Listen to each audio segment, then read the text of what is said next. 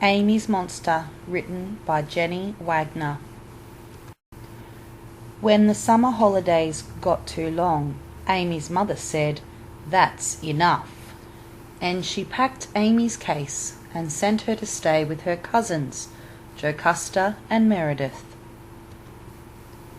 Jocasta and Meredith were very clever, very tall for their age, and never got into trouble. But when no one was looking, they did mean things with fingernails and rubber bands.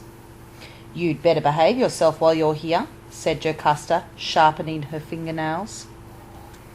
When Amy went to bed that night, the bed felt cold and strange. It was smooth where it should have been lumpy, and there was a space where her cat should have been. "You'd better not cry," said Jocasta. "Why not?" said Amy.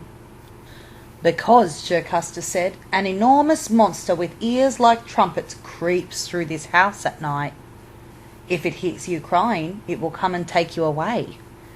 Amy kept very quiet. "And pull the blankets over your head," said Meredith.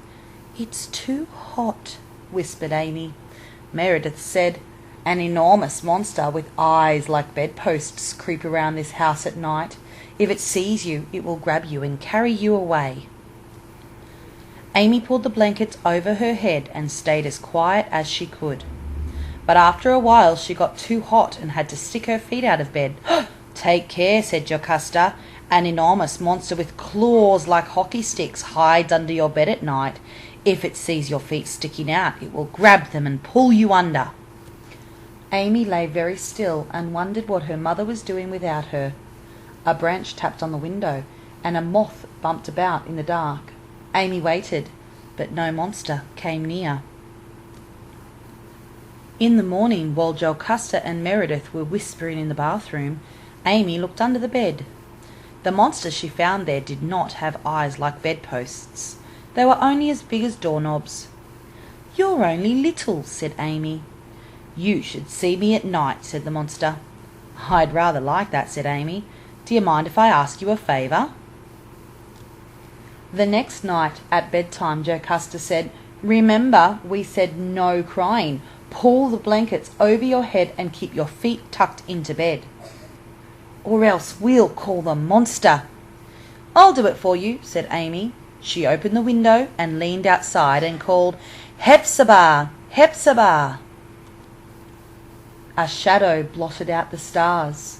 There was a rumbling and a beating of wings, and out of the murky night an enormous monster came flapping with leathery wings and bedposts for eyes and smoking nostrils and dripping jaws and claws like hockey sticks.